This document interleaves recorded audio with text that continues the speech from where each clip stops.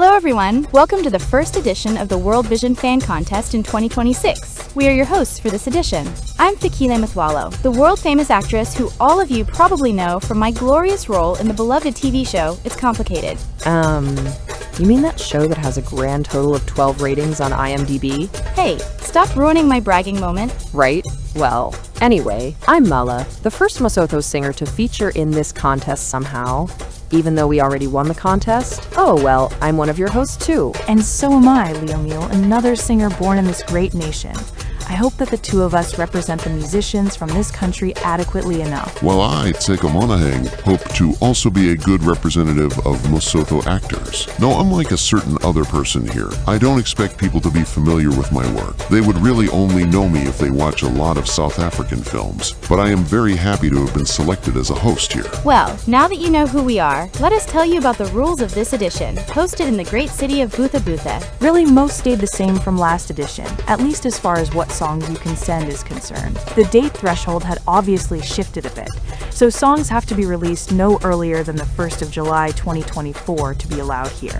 What is new, though, is that there are some limitations as to how much you can send. Previously, you could basically send as many songs as you like. Now, this was restricted, as there have been complaints that the same few people basically sent all the songs that actually go to the contest. From now on, there's a daily limit of 15 songs per person. We do want to emphasize, though, that this means 15 accepted songs that aren't duplicates of somebody else's submissions. So if a song of yours is rejected or found to be a duplicate, that submission won't count towards your limit. More on that later. There's also a restriction now that every artist can only have a maximum of 5 songs in the national finals, mostly because experience has shown that huge single artist national finals get no votes, so they feel a bit redundant. Considering that the only time an artist ever had more than 5 songs in a national final so far was when a single person forced the national final by submitting many of their songs, though. I don't think this should really be too big of a restriction. Now, let us quickly explain the new submission form to you to avoid any confusion.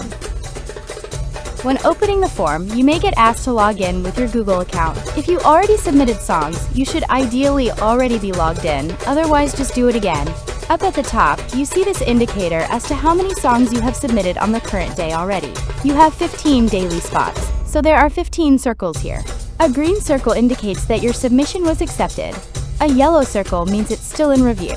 Empty circles indicate how many spots you have left. If a song is rejected, it will not appear up here, and is simply mentioned in this little stat list under it since it doesn't take one of your 15 spots. Assuming you still have spots to send songs, you can first select a song here. Either write artist name and song title in the first 2 fields, or just leave the YouTube URL in the 3rd one. This method is preferred, actually, as it allows your song to be automatically checked for some eligibility rules so it doesn't take up spots during an essentially unnecessary review process. You can also leave a timestamp in the 4th field if you like. If you have prepared a replacement video, put the link here as well. Next, you select a country. You can just type in this country field to search for the country of choice so you don't have to scroll forever.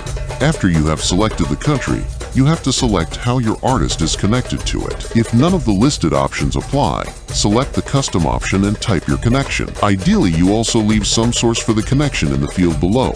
As in the past, there have been instances where our executive supervisor couldn't verify the connection. After that, you can add backup countries. Just type a country in this field here, and it will be added to the list. Keep in mind that you have to specify the connection for every backup country as well. You can also change the order of your backup countries with these arrows at the side, or delete a backup country again if you have mistakenly selected one, or simply changed your mind. If your main country has default backup countries, they are listed at the bottom of the list, so you know which countries you don't specifically have to add anymore. You can if you want to add these separately, though, to give them higher priority.